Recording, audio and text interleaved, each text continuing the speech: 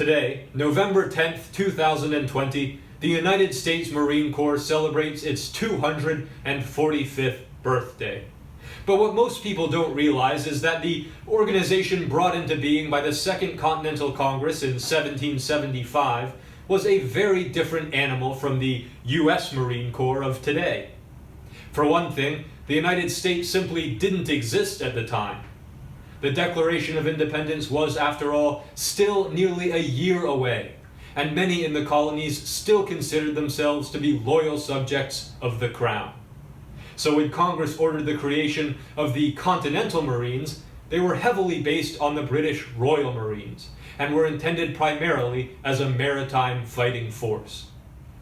The Royal Marines, you see, served almost entirely aboard naval vessels as a kind of military police unit, keeping order on King's ships and picking off enemy officers and gunners from the fighting tops during naval engagements.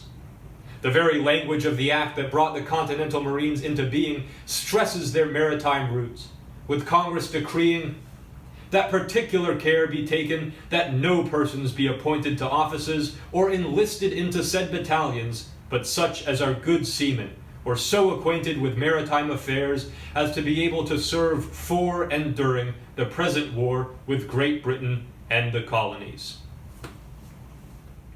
Shortly after this decree, Continental Marines put to sea for the first time, setting sail aboard naval vessels for British-held islands in the West Indies.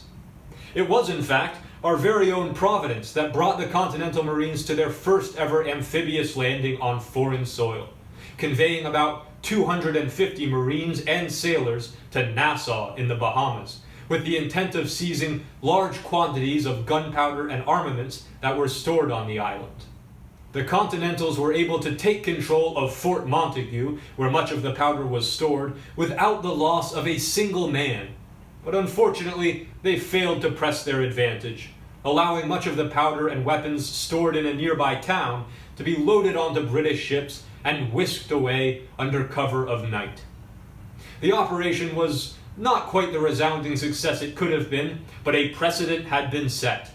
The Continental Marines were thenceforth known as a force to be reckoned with, on land as well as at sea.